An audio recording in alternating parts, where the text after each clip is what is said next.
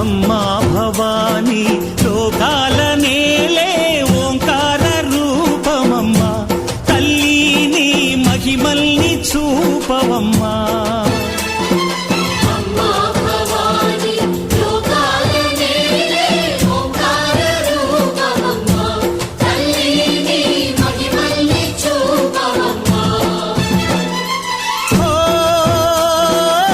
సృష్టికే దీపమా, శక్తికే మూలమా, సింహరథమే నీదమ్మా.